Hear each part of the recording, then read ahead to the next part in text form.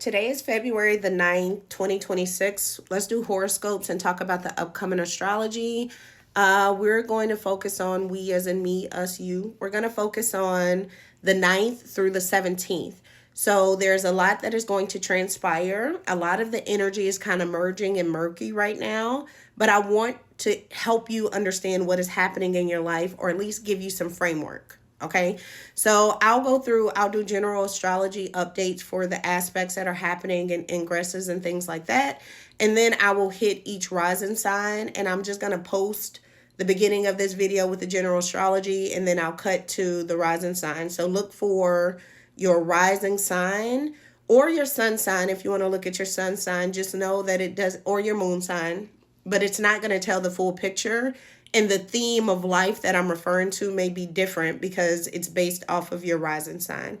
If you need your astrology chart, you can go Google it, pull it with your time of birth, your location of birth, and your day of birth. Okay.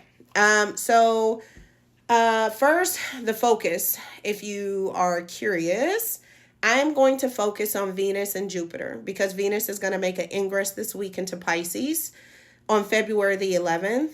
I'm going to talk a little bit about Mercury retrograde and the house that is going to be impacted with Mercury retrograde. Saturn is going to move on February the 14th. Saturn is going to move on February the 14th, which is going to be relief or pressure.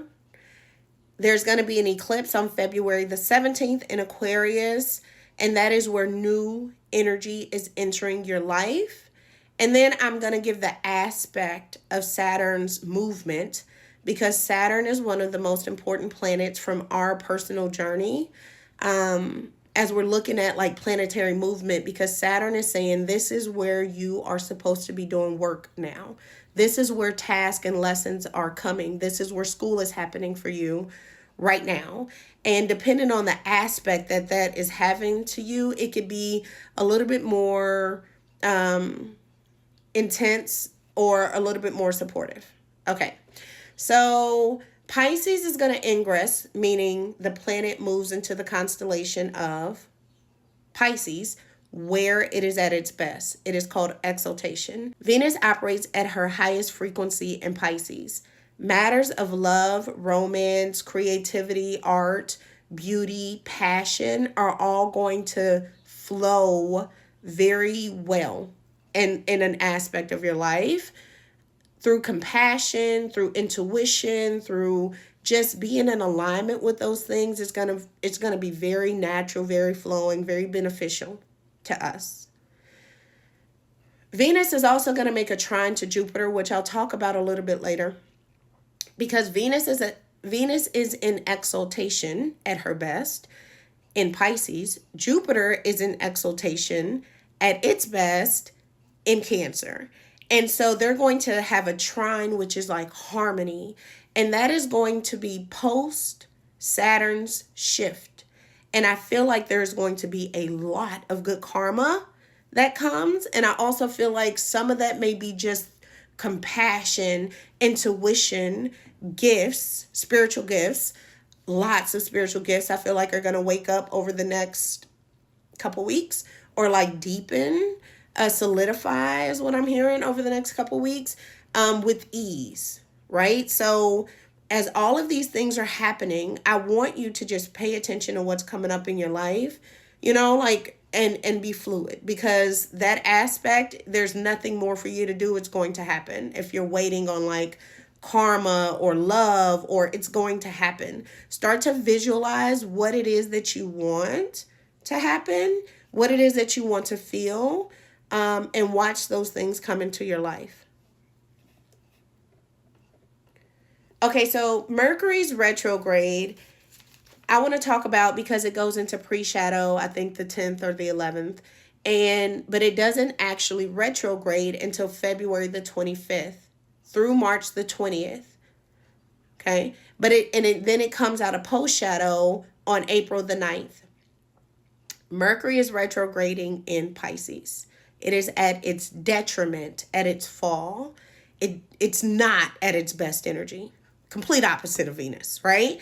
So Mercury dislikes Pisces because it's water. And Mercury is thinking. It's like, where's the logic? Where's the linear thinking in this body of water? What the fuck, right? So linear thinking dissolves. We become emotional. We become intuitive. We become kind of slippery and like things being okay because like kind of whiny. Like you'll hear people sad songs like, or lots of love, right?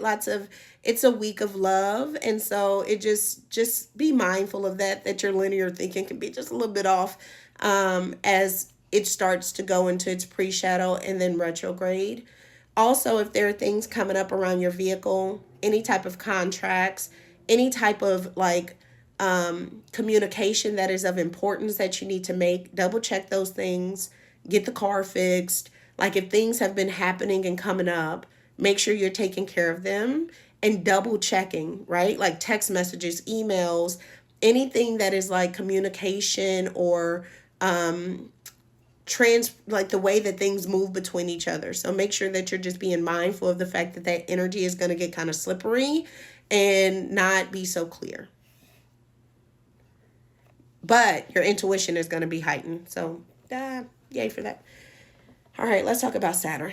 So Saturn is at 29 degrees of Pisces. That matters because we are all at a karmic graduation at some area of our life. Saturn is completing a 2.5-year journey through Pisces, but it's completing a 30-year cycle through the astrology wheel, right? Because it starts at Aries, then it goes Taurus, Gemini, Cancer, Leo, Virgo, all the way through Pisces, and it ends at Pisces. And so Saturn coming out of Pisces into Aries at 0 degrees, that is why this is so significant. And it being in conjunction with Neptune, which we'll talk about next week on the 20th, brings even more significance. But there's going to be some sense of like feeling like you're sacrificing or like you've completed something. There's going to be some spiritual exhaustion. There's also going to be some relief. Like there's going to be some relief. If you're a Pisces, you're probably going to be like, yes, let's go celebrate. If you're an Aries, you may not feel like that. There's going to be a sense of accountability and leadership and new era. I feel like there's going to be a lot of like shifting of governments and people within businesses, within corporations, within our government. There's going to be a lot of things that just like done, enter, right? We're going to go from like this feeling energy to this doing energy, from dreaming to building, and from avoiding to initiating.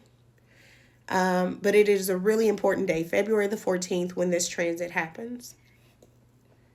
Okay, and then we have the solar eclipse in Aquarius, which is on February the 17th.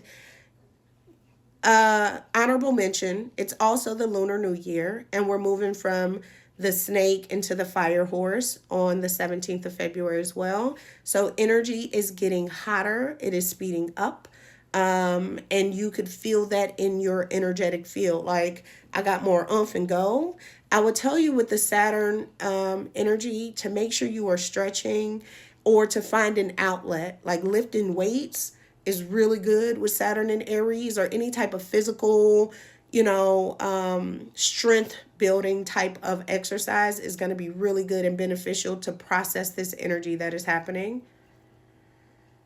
So an eclipse is when something is clicked out of your life. It's an accelerator. So February 17th, solar eclipse in Aquarius is new energy, but it is going to take out what does not belong there anymore, and it is going to immediately put something new in there and move you along. Like if you've been stumbling, you're about to be up, moved along, right? It's going to shift things, collective shifts, technology and systems, social contracts, your identity, your future, who you think you are. It's going to lock in this new era after all these shifts happen. It is going to be a very intense week, a lot of pivots, a lot of turns. So make sure you are taking care of yourself. I didn't even get to the rising signs. It took the whole 10 minutes. All right. I love y'all.